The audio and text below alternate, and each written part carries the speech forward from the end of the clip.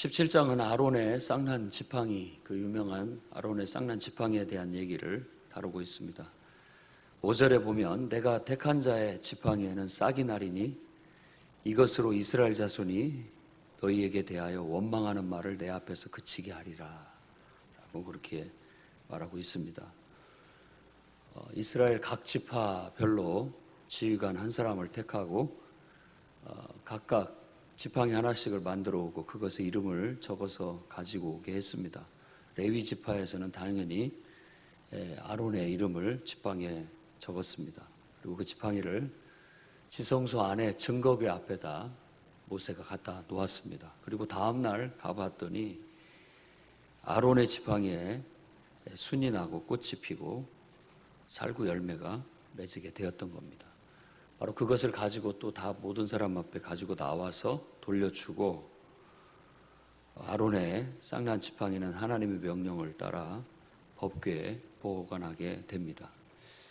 우리가 이 말씀에서 깊이 생각해야 할 것은 일단 아론이 가지고 있는 제사장의 직분은 하나님이 택한 것이라는 것을 기억해야 되겠습니다. 하나님이 택했다라는 것은 하나님께서 자신의 뜻을 이루기 위해서 그를 선택했고 또 그를 통해서 역사하고 일하신다라는 그런 의미로서 하나님의 인격과 권위를 그 사람에게 두셨다는 그런 의미를 갖습니다.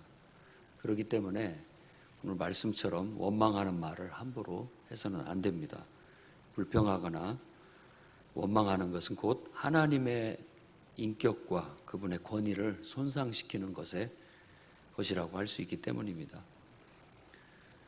교회는 이런 말씀을 통해서 항상 질서를 지켜 나갈 수 있도록 힘써야 되겠어요. 옛날 이 말씀을 읽었던 바벨론의 포로로 끌려갔던 이스라엘 백성들은 이 말씀을 읽으면서 분명히 자신들이 이와 같은 처지에 놓여지게 된 것은 분명히 바로 하나님을 경외하지 못함이고 또 하나님이 세우신 이 질서를 제대로 지켜내지 못했기 때문이라고 그렇게 반성하게 되었을 것입니다. 그리고 이런 말씀을 통해서 다시 한번 하나님에 대한 경외심, 바른 믿음을 회복하고 또 하나님이 세우신 질서를 철저히 잘 지키고 나아감으로써 정말 힘있고 능력 있는 하나님의 역사가 함께하는 그런 공동체를 세우려고 했을 겁니다. 오늘날 우리도 이런 말씀을 통해서 하나님을 사랑하는 믿음으로 성령의 인도하심 가운데 하나님이 주신 질서를 지키고 그분의 권위와 능력이 나타나는 힘있는 교회를 이루어나갈 수 있도록 힘써야 되겠습니다.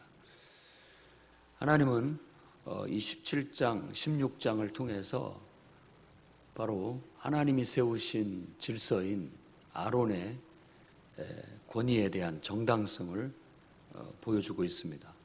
향로를 통해서 250명의 사람들을 다 같이 향로를 가지고 나오라고 해서 결국은 그 사람들이 그 향로에서 나온 불로 불타 죽고 아론만 멀쩡하게 했던 이야기나 또 오늘 12개의 지팡이 중에 아론의 지팡이에서만 움이 돋고 싹이 나서 꽃이 피고 열매를 맺게 된 것이나 이런 것들은 바로 하나님이 택하시고 또 사용하시는 바로 제사장이 아론이다라는 걸 모두에게 보여줌으로써 모두가 아론의 그 정당성을 인정하고 그 질서 안에서 하나님을 섬기고 또 하나님께 은혜도 받고 하나님께 또 복도 받는 그러기를 바라셨다고 봐야 되겠습니다.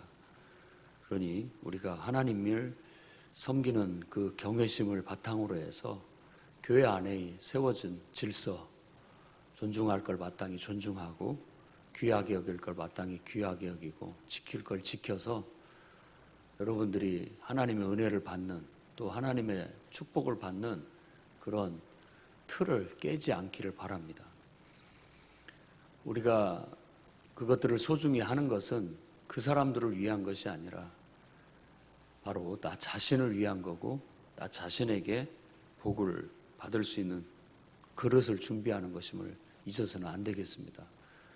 하나님을 경외하는 것, 또 하나님이 세우시고 하나님이 사용하시는 그런 어떤 일꾼들을 소중히 여기고 존중히 여기는 건 똑같은 사람이지만 똑같은 사람에 대해서 사람으로도 볼 수 있지만 어떤 의미에서는 바로 하나님을 보듯 또 하나님의 인격과 하나님의 권위를 대하듯 함으로써 그것이 그 사람을 존중하고 위하는 것이 아니라 바로 내가 하나님 앞에 은혜를 받고 내가 하나님 앞에 복을 받을 수 있는 아주 내 스스로를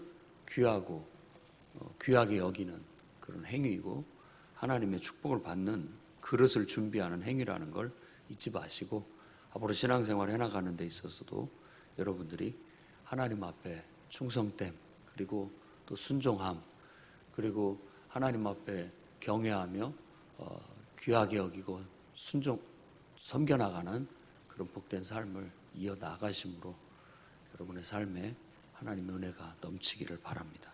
기도하겠습니다.